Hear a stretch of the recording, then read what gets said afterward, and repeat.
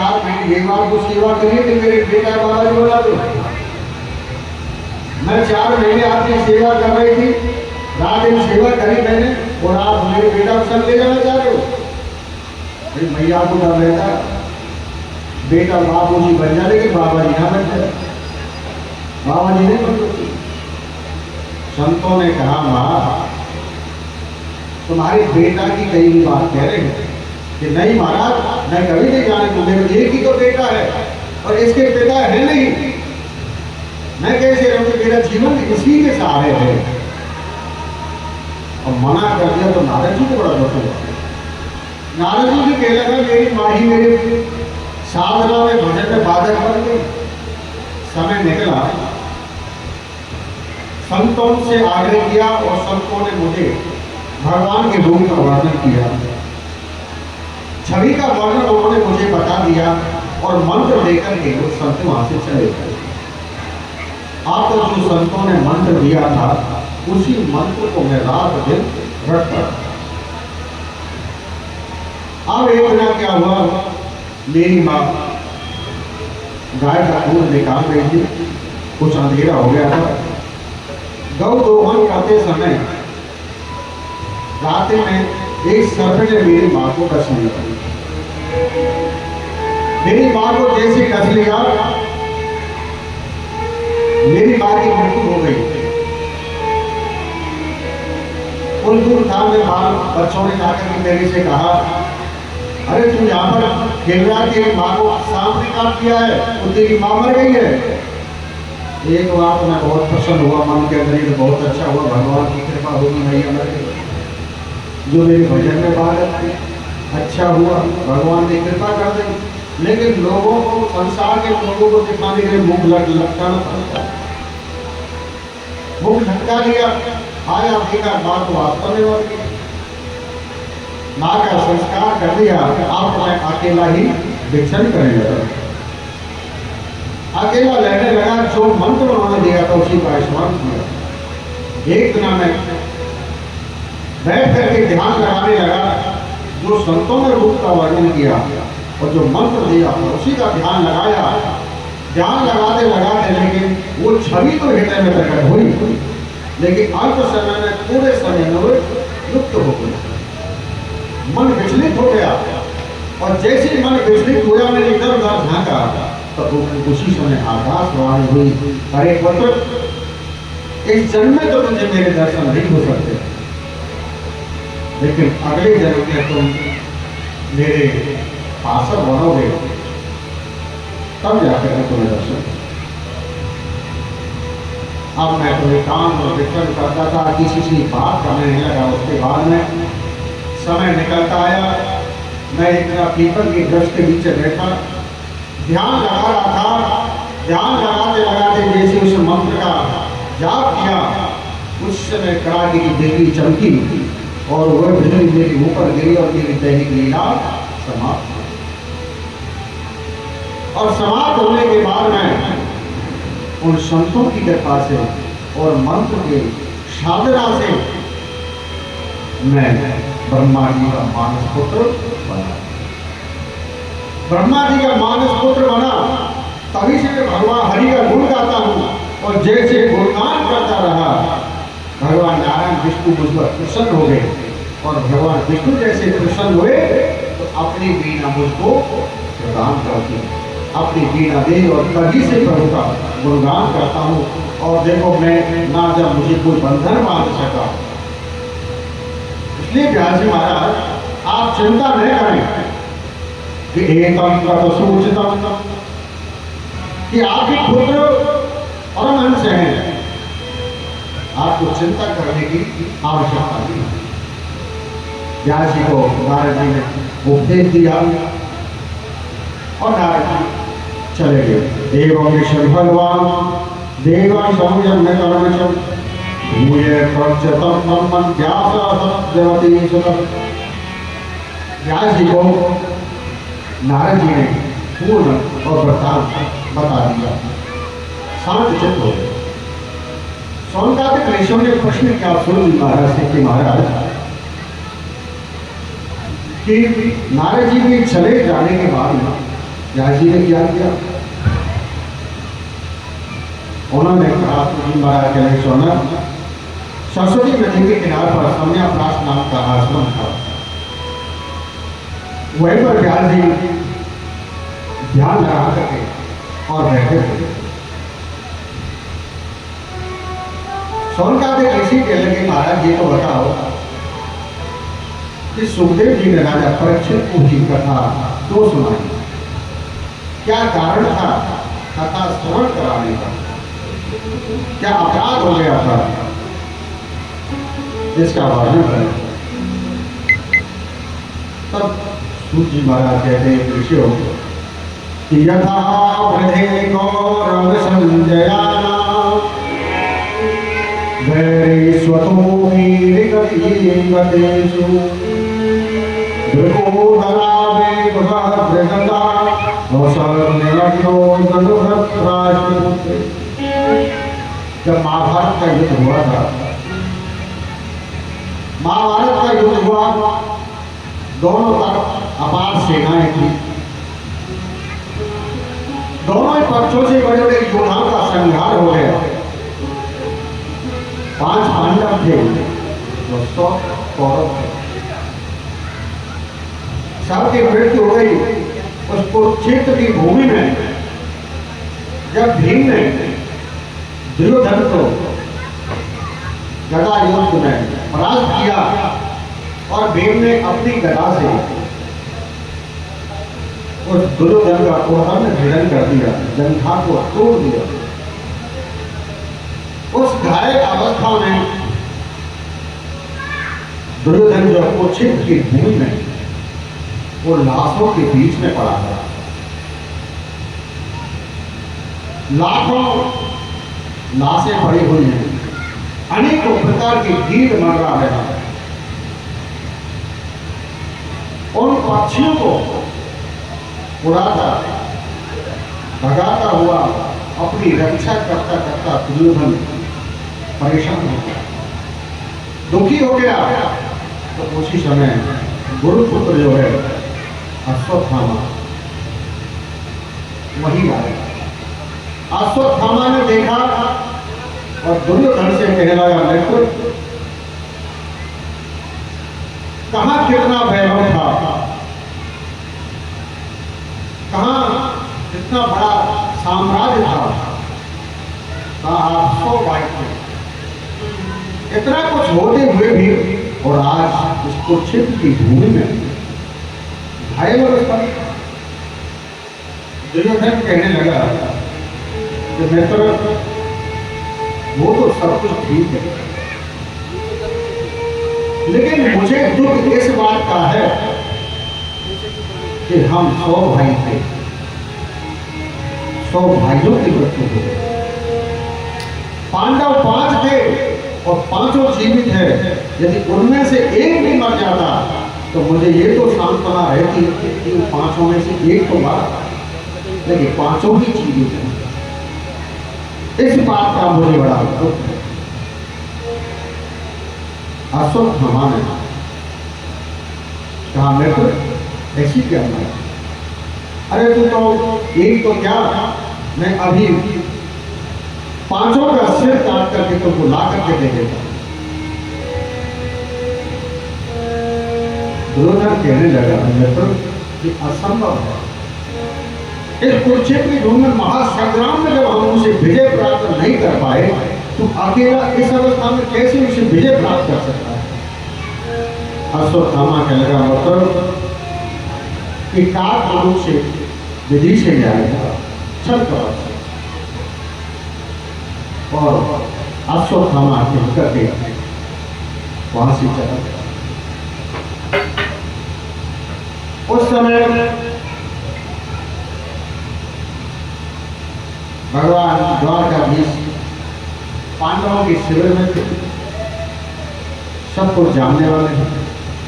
पांडवों से कहा, रात्रि का समय हो गया, पांडव अपने अपने शिविरों में चले गए।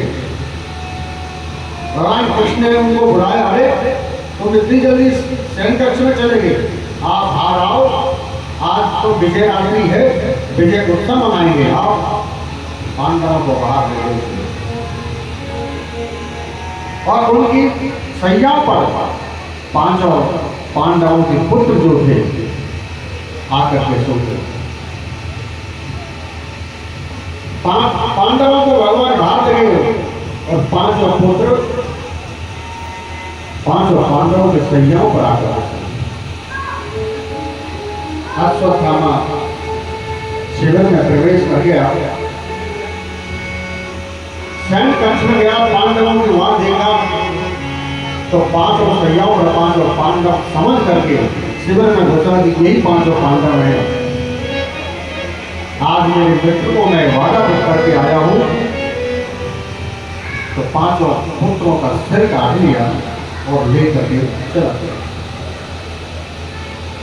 लेकर के गया और दुर्योधन को जाकर के देख मित्र, जो कार्य कोई नहीं कर पाया अभी तक, बड़े बड़े योद्धा हार चुके हैं, मैं अकेला करके लाया हूं। तुम तो एक ही कह रहे थे, मैं पांचों पांडवों के सिर काट के लाया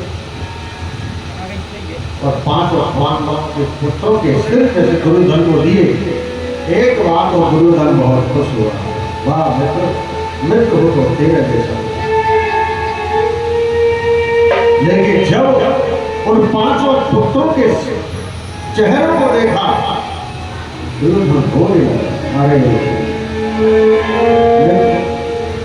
तूने तो हमारे कुल में जल देने वाला भी नहीं। अरे मेरे ये पांच पांडव नहीं है, ये पांच पुत्र हैं, इनका वध देने क्यों दिया? इनसे तेरी क्या दुश्मनी है? तूने तो हमारे कुल को ही खत्म कर दिया, तो पानी देने वाला भी नहीं था। और उस बेढ़े में दुर्योधन ने प्राण त्याग दिया। इधर अश्वत्थामा ने विचार किया, यदि पांचों पांडव आज जीवित हैं तो तुझे छोड़ेंगे, ये तो तेरे से बहुत बड़ा अपराध। भागा, वहां जाकर के शेरों में द्रौपदी पहुंची और सैयाओं पर देखा, सैया खून से लथपथ है, जोर से चिल्लाई और चादर हटा करके देखी तो पांच पुत्र मरे हुए। जोर से रोई, चिल्लाई तो पांचों पांडव आ गए। उन्होंने देखा क्या बात है, ये पांच पुत्रों का क्या है? शोक में डूब गए। अब तो व्याकुल हो गए, किसने किया है ये कार्य? ऐसा कौन सा है जो निकृष्ट कृत्य को कर सकता है? ऐसा बुरा कार्य जो बाल घाती है। विचार आया, एक ही है अश्वत्थामा दूर कर सकता। अर्जुन ने रथ उठाया और भगवान को लेकर के रथ में सवार होकर के अश्वत्थामा का पीछा किया। अश्वत्थामा को पता चल गया अर्जुन लेकर के रथ आ रहा है और छोड़ेगा नहीं, तो अपने प्राण बचाने के लिए अश्वत्थामा ने ब्रह्मास्त्र का प्रयोग कर दिया। ब्रह्मास्त्र का प्रयोग जैसे किया, अब तो भयानक दृश्य उपस्थित हुआ। अर्जुन घबराने लगा। भगवान कहने लगे, अर्जुन तू क्यों घबरा रहा? अरे तू तो ब्रह्मास्त्र चलाना भी जानता है, वापस लेना भी जानता है, फिर तू क्यों डर रहा है? प्रयोग कर। और जैसे ब्रह्मास्त्र अर्जुन ने चलाया, ब्रह्मा दोनों ही टकराने लगे। स्थिति खराब हुई। भगवान ने कहा, अर्जुन ब्रह्मास्त्र को वापस लो। वापस लिया, उसको शांत किया। ब्रह्मास्त्र से ब्रह्मास्त्र टकराता है तो भीषण दृश्य उपस्थित होता है, लेकिन ब्रह्मास्त्र के ऊपर कोई शस्त्र नहीं चलता है। एक बार ब्रह्मास्त्र का प्रयोग कर दो, उसके ऊपर कोई शस्त्र नहीं चलता है। और यदि उसके ऊपर दूसरे शस्त्र का प्रयोग कर दिया, ब्रह्मास्त्र ढीला हो जाता है। हनुमान जी जब लंका गए तो मेघनाथ ने ब्रह्मास्त्र का प्रयोग कर दिया, हनुमान जी को बांध दिया और बांध करके लेके आ गया। रावण ने कहा उनको मारना नहीं, लेकर के आ गया। मैं देखता हूं कितना शक्तिशाली है। ब्रह्मास्त्र में बांध करके हनुमान जी को लेकर के आप सभा में खड़ा कर दिया। और राक्षस को हनुमान जी का खिलौना बना लिया, छेड़ने लगे। और राक्षस इतनी बुद्धि होती है, घर में जितने लोहे की जंजीरें थी सबको ले आए और हनुमान जी को बांध लिया कि ये तो नहीं भैया है। और जैसे ही लोहे की जंजीरों का प्रयोग किया, हनुमान जी को बांधा, ब्रह्मास्त्र ढीला पड़ गया, ब्रह्मास्त्र खुल गया। कि क्यों? इसके ऊपर दूसरा प्रयोग कर दिया, ब्रह्मास्त्र बना के बोल रहा। अब जैसे जंजीरों से बांधा, बेगनाथ माथा पीट के करारे, मूड को तुम्हें तो करा धरा, सब पानी फेंक दिया।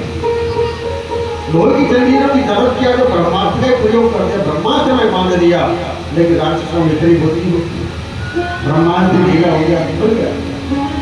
तो ब्रह्मास्त्र का प्रयोग किया, लेकिन अश्वत्थामा ब्रह्मास्त्र को वापस लेना नहीं जानता।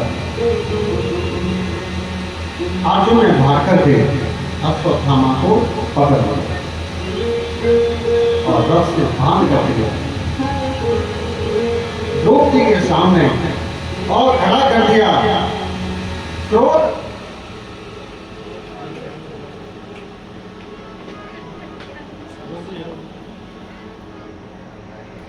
शांत नहीं हो रहा है। भीम गदा लेकर के मारने को तैयार हैं और अर्जुन ने प्रतिज्ञा कर ली कि इसका वध कर दे। और जैसे लेकिन मारने को तैयार हुए तो द्रौपदी कहने लगी कि मुझता ब्राह्मणों ने अरे बोलो मारो मत, क्यों? ये ब्राह्मण है, गुरुपुत्र है, जिन गुरुओं ने तुमको धनुष विद्या सिखाई उसी के पुत्र का वध कर रहे। जिन गुरुओं ने तुमको चलना सिखाया, जिस अस्त्र शस्त्र को आज प्रयोग कर रहे हो, ये उन्हीं गुरु की तो कृपा है। और आज उन्हीं के गुरु पुत्र को आप मारने के लिए तैयार हैं। ये कहने लगे जिसके 5 पुत्रों का हत्यारा सामने खड़ा हो और वो नारी ये कह रहे बाप कि ना इसको मत मारो। अरे देवी, ये तो तुम्हारे पुत्रों का हत्यारा है। मेरे पुत्रों का हत्यारा तो है, लेकिन क्या इसके मारने से मेरे पुत्र जीवित हो जाएंगे? मेरे पुत्र तो मर ही गए, मृत्यु हो गई, लेकिन क्या इसके मारने से मेरे पुत्र जीवित हो सकते? जैसे मैं अपने पुत्रों के वियोग में रो रही हूं, किसी और माँ को मैं रोला होगा। और माँ तो रोएगी इसके लिए, उसको मत रोलाइए, तेरे पुत्र मारने से जीवित रहे। ऐसी क्षमा, ऐसी दया, ऐसा भाव ये भारतीय नारी है द्रौपदी, जिसके 5 पुत्र मार दिए और वो हत्यारा सामने खड़ा है, फिर भी क्षमा की याचना कर रही है, इसको मारो मत, इसको छोड़ दो। धर्म संकट में पड़े, अब क्या किया जाए?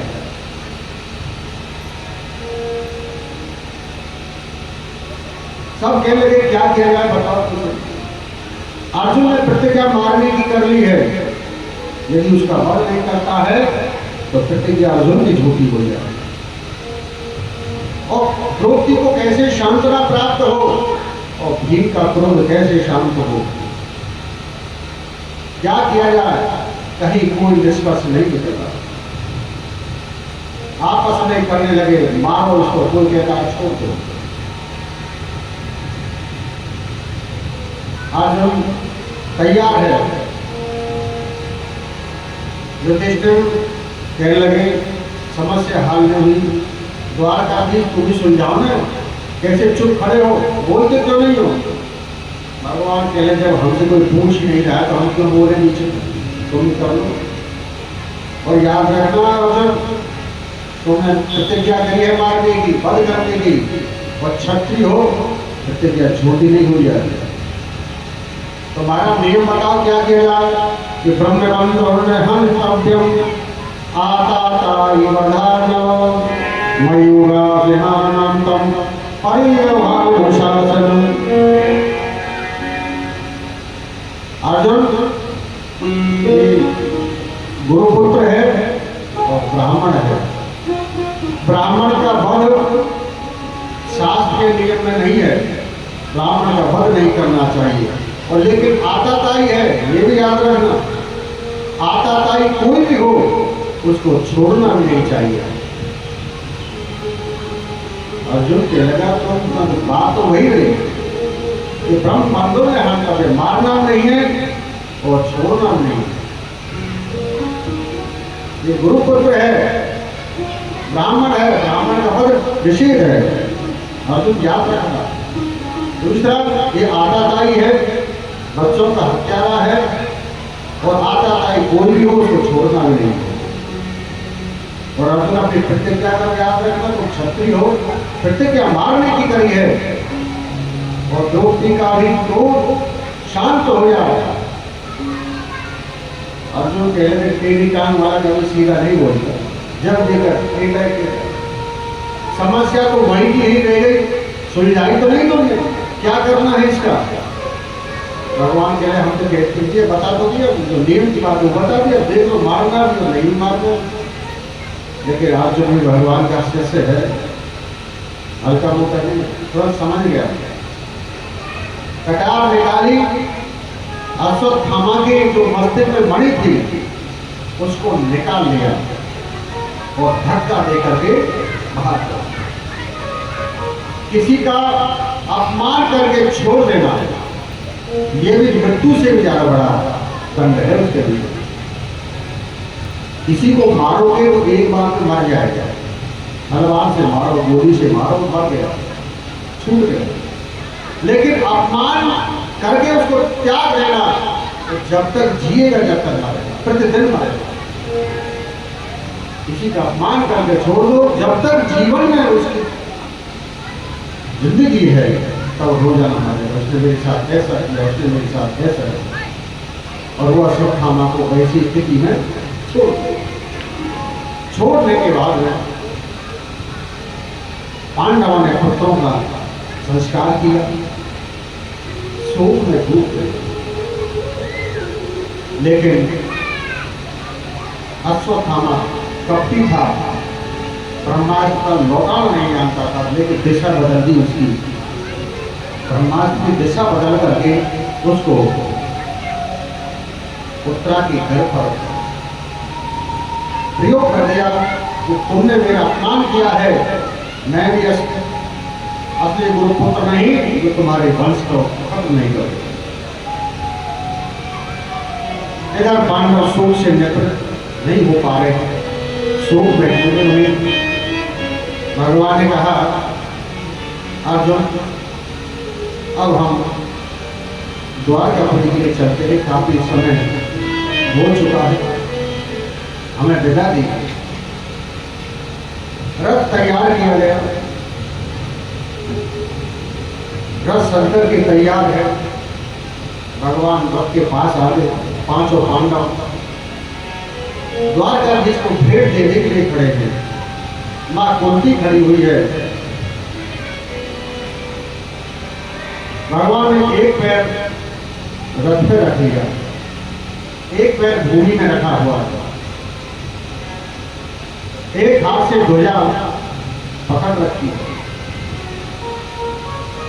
सभी पांडव भगवान की प्रार्थना कर रहे हैं, कुंती खड़ी हुई है। तो उसी समय कि गंतुम गतो मतो ब्रह्म द्वारकां रथमान स्थितम् उपरि भिन्वावन्ति उत्तरां अवैर्वेरा। जैसे रथ में चढ़ने के लिए भगवान तैयार हुए, तो उसी समय एक युवती रोती चिल्लाती हुई आकर के और चरणों में गिर गई। भगवान के चरण पकड़ ले कि पाहे पाहे महायोगी देव देव जगतपते न तुम दुर्भयं पश्ये तत्र न तुम परस्परम। चरणों के लिए कायमान कायमान, हे द्वारकाधीश मेरी रक्षा करो। बार बार जोर से पुकारे और भगवान के चरणों में जाकर दिए। उत्तरायण वो कौन थी? अभिमन्यु की पत्नी। विचार किया यदि इनकी रक्षा, मेरी रक्षा के लिए अर्जुन को पुकारो, भीम को पुकारो, हो सकता देरी हो जाए और मेरा धर्म नष्ट हो जाए। लेकिन ज्यादा देर नहीं, सीधा ही कॉन्टेक्ट भगवान से कर लिया, चरणों में जाकर गिर गए। चिल्ला रही है, उठाया